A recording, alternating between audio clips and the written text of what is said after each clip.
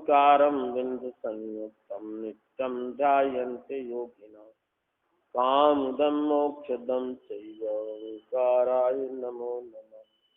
नमः समेसाराय सानुरूप्याचकासते चित्स्वभावाय भावाय सर्वभावान्तरक्षिणे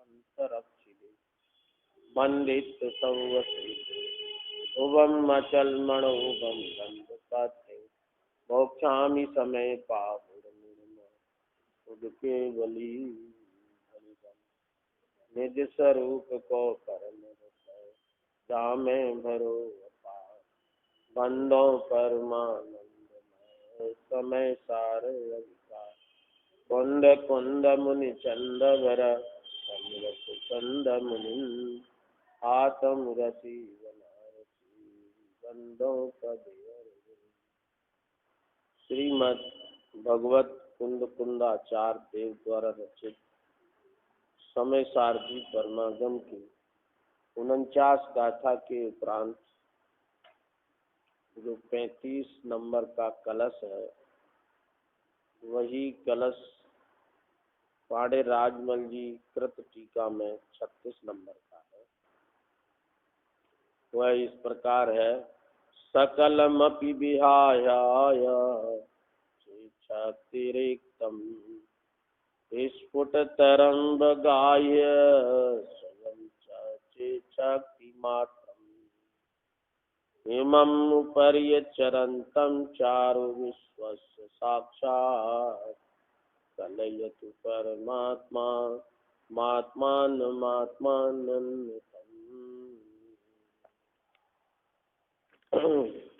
इसका पद्यानुवाद है।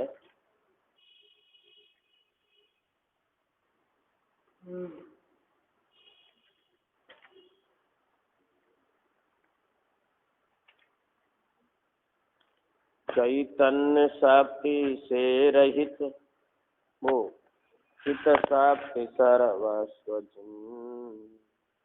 केवल वह है जीव, उसे छोड़कर और सब उद्गल में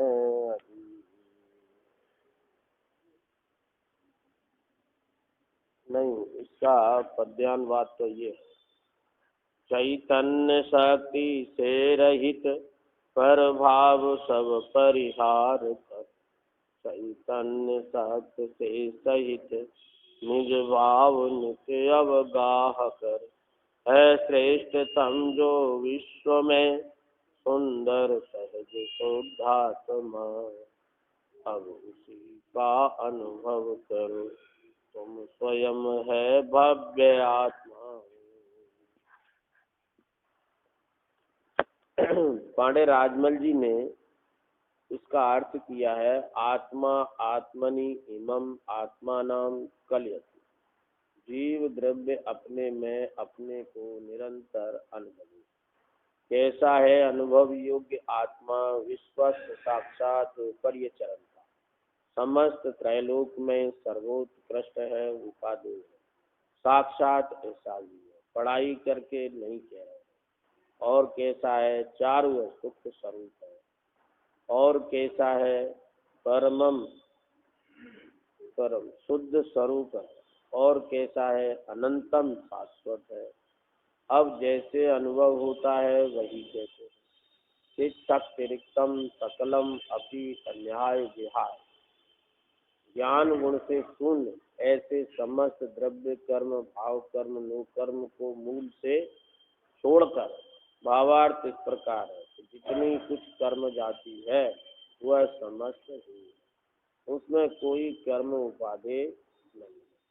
और अनुभव जैसे होता है वही कहते हैं। शक्ति मात्रम स्वयं से स्फुट तरम अवगाह्य।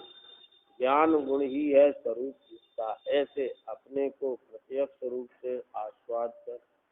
भावार्थ इस प्रकार है कि जितने भी विभाव परिणाम हैं वे सब जीव के नहीं है, शुद्ध चैतन्य मात्र जीव है, ऐसा अनुभव कर्तव्य है।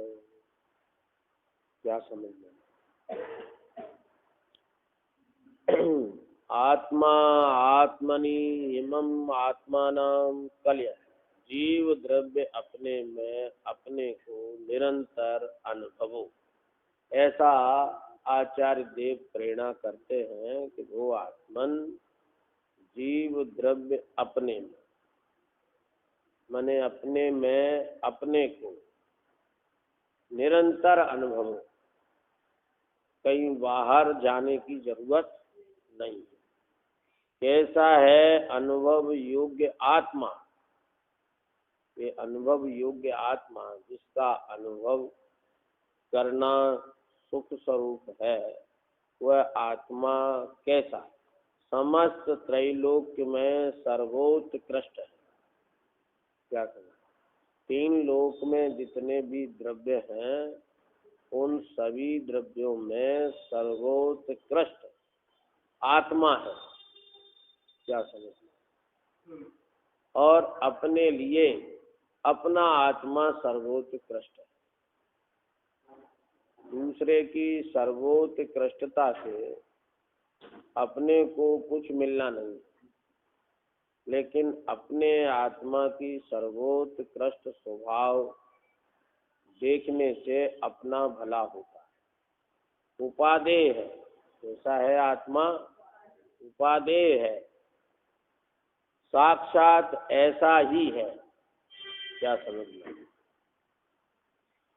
बड़ाई करके नहीं कह रहे, समझ में ना, कोई बड़ा चढ़ा के नहीं कह रहे। वास्तव में आत्मा सर्वोत्कृष्ट उपादेय।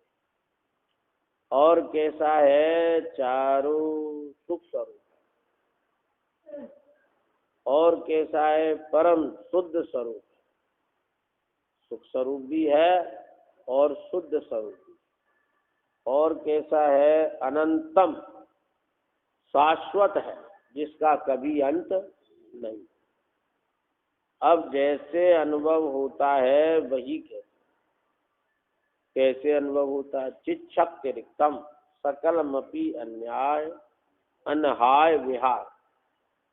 ज्ञान गुण से शून्य ऐसे समस्त द्रव्य कर्म भाव कर्म नो कर्म को मूल से छोड़कर।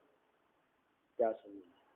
ज्ञान गुण से शून्य माने ज्ञान से शून्य समस्त द्रव्य कर्म भाव कर्म नो कर्म है। इनमें ज्ञान नहीं है द्रव्य कर्म भाव नो कर्म में, और ज्ञान में द्रव्य कर्म भाव कर्म नो कर्म नहीं है। मूल से छोड़कर। कैसे छोड़कर? मूल से छोड़कर। माने वेद ज्ञान जो है वो नो कर्म द्रव्य कर्म भाव कर्म से भिन्न आत्मा को देखने का है। भावार्थ इस प्रकार है कि जितनी कुछ कर्म जाति है वह समस्त है। जितना भी कर्म है, चाहे वो नो कर्म हो, चाहे द्रव्य कर्म हो, चाहे भाव कर्म, वह सभी है। उसमें कोई कर्म उपादेय नहीं है। पाप कर्म तो है ही, पुण्य कर्म उपादेय है कि नहीं? तो कहते पुण्य कर्म भी उपादेय नहीं। यहाँ तक कि तीर्थंकर प्रकृति भी उपादेय नहीं। और अनुभव जैसे होता है वही कहते हैं। कैसे होता है? चिच्छक्ति मात्रम स्वयं च स्फुटतरम अवगाह्य। ज्ञान गुण ही है स्वरूप जिसका, ऐसे अपने को प्रत्यक्ष रूप से आस्वाद कर। ज्ञान गुण है स्वरूप किसका? आत्मा का। वह अपने को प्रत्यक्ष रूप से आस्वादन करो। भावार्थ इस प्रकार है, जितने भी विभाव परिणाम हैं वे सब जीव के, जितने भी विकारी परिणाम हैं वे सब जीव के शुद्ध चैतन्य मात्र जीव है, ऐसा अनुभव कर्तव्य है। क्या समझ? शुद्ध चैतन्य मात्र जीव, ऐसा अनुभव ही कर्तव्य है। अब आगे कलश है,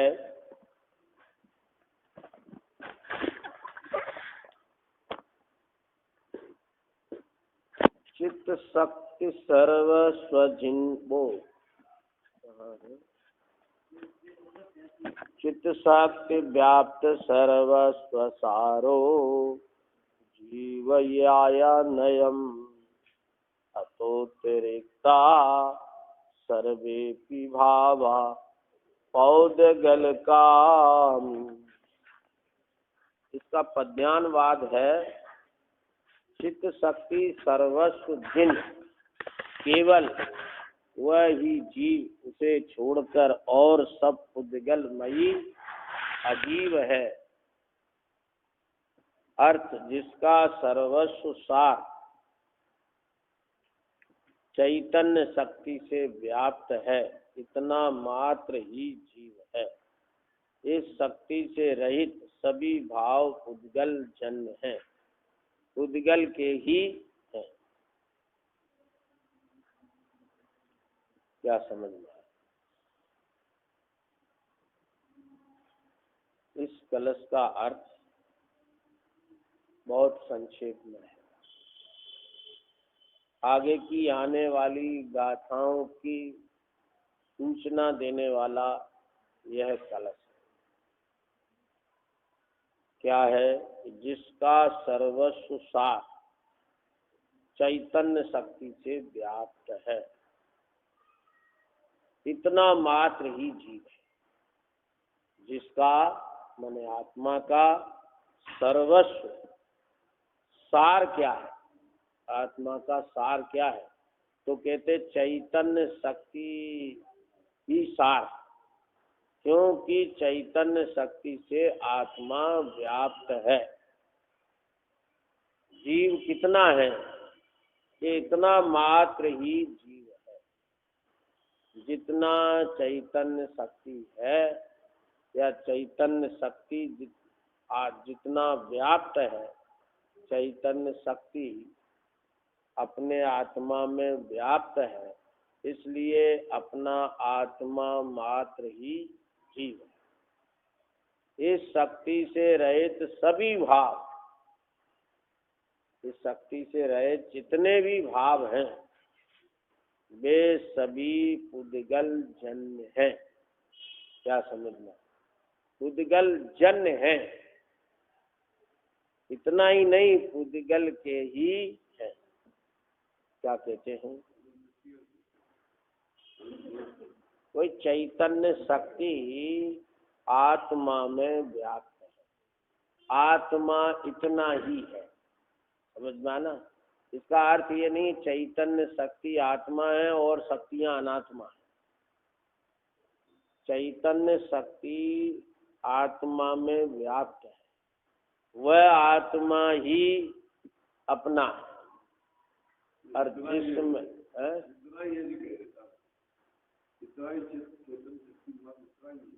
अरे चाहे बोले पूरा सुनो, जिसका सर्वस्व सार माने आत्मा का सार क्या?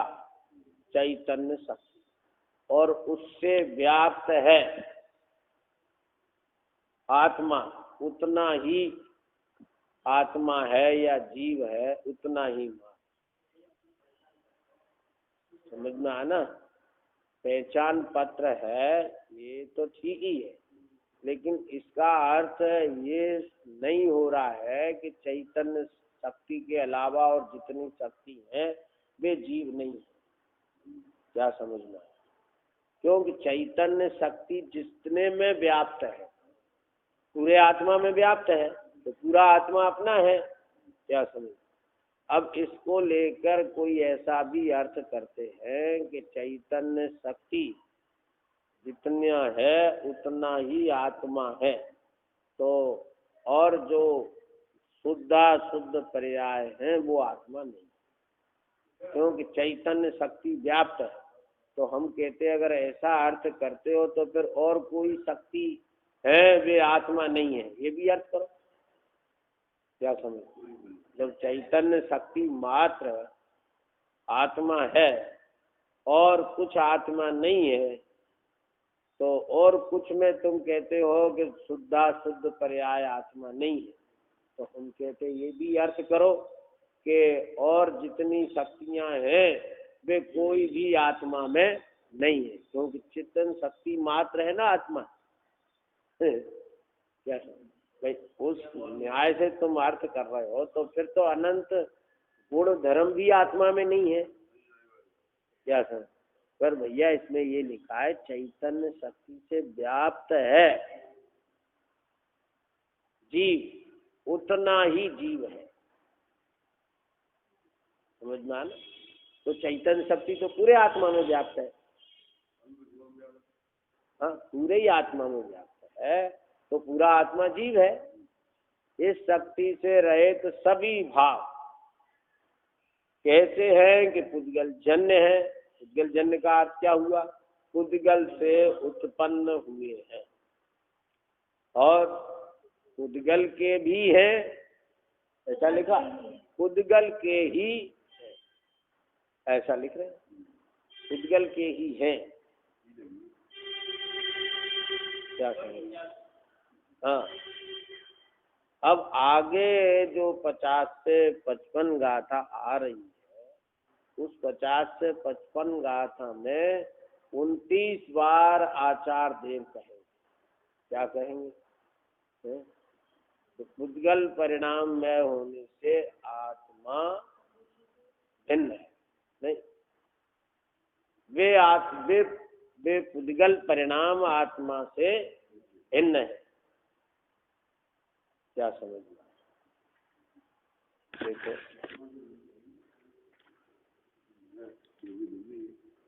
तो 29 बार ये बात लिखी है क्या कि जैसे काला, हरा, पीला, लाल और सफेद वर्ण वे सभी जीव के नहीं है। क्यों नहीं है? क्योंकि वे पुद्गल द्रव्य के परिणाममयी होने से अपनी अनुभूति से भिन्न है। क्या समझ? पुद्गल परिणाममय होने से अपनी अनुभूति से भिन्न है। यह बात आचार्य देव ने 29 बार कही है। समझ? 29 बार। और वर्ण से लेकर गुणस्थान पर्यंत भाव कहे हैं। मैंने गुणस्थान, मार्गणा स्थान, योग स्थान आदि अनुभाग स्थान, ये सब पुद्गल परिणाममय है। पुद्गल परिणाममय होने से अपनी अनुभूति से भिन्न है। क्या समझ? इस गाथा की उत्थानिका के रूप में यह कलश 36वां जो अभी पड़ा है, ये उसकी उत्थानिका के रूप में है। इसलिए जिसमें कहा जिसका सर्वस्व सार चैतन्य शक्ति से व्याप्त है, इतना मात्र ही जीव है। इस शक्ति से रहित सभी भाव पुद्गल है, पुद्गल के ही है। कोई तो ऐसा अर्थ करते हैं कि चैतन्य शक्ति के अलावा जितनी भी पर्याय हैं, चाहे वे निर्मल हो चाहे वे मलिन, वे सभी पुद्गल जन्य है, पुद्गल की ही है। पुद्गल की कैसे हो जाएंगे? है कि आचार्य देव जो है वो शक्ति मात्र को आत्मा मानकर उस पर दृष्टि डालकर जितने भी शक्ति से बाहर पदार्थ है वे सब पर्याय में, वे सब पर्याय में है, द्रव्य में नहीं है। आत्म द्रव्य में नहीं होने से उनको पुद्गल का कहा है। इस प्रकार की व्याख्या है, और फिर उसकी टीका की व्याख्या में भी इसी प्रकार के भाव की पुष्टि है। क्या समझ में? पर भैया आचार्य के वचन तो देखो आप, आचार्य ऐसा थोड़ी कह रहे हैं कि समल चैतन्य शक्ति के अलावा समल निर्मल पर्याय जितनी भी है वह सब पुद्गल की है, ऐसा तो उन्होंने कहा नहीं, आपने लगाया है। तो साफ कहते हैं पुद्गल जन्य है, पुद्गल से उत्पन्न होती है और पुद्गल के ही है। तो गुंजाइश नहीं रखा कि ऐसा तो कहा नहीं कि पर्याय रूप भाव पुद्गल है, ये तो तुम अर्थ निकालना है। इसमें ऐसा तो कहीं लिखा नहीं। क्या समझ? अब तुम जिस प्रकार से अर्थ निकाल रहे हो कि ये पर्याय सब पुद्गल है, क्या समझना? तो आचार्य देव ने 29 बार कहा कि ये पुद्गल परिणाम न होने से अपनी अनुभूति से भिन्न है। तो भाई मेरी राय तो यही है कि जो आचार्य देव कह रहे हैं वही मान लो। क्या समझना? ये पुद्गल परिणाम में है तो ही मान लो। आपको जो भी शंका हो उसका समाधान दिया जाएगा कि गुणस्थान पुद्गल कैसे, मार्गणा स्थान पुद्गल कैसे, ये सब समाधान दिया जाएगा। लेकिन हम वही बात कहना चाहते हैं, वही मानना चाहते हैं जो आचार्य देव कहते हैं। हमारी राय भी यही है कि आप भी वही मानो जो आचार्य देव कहते हैं। आचार्य देव कहते हैं कि ये पुद्गल परिणाम में है, तुम कहते हो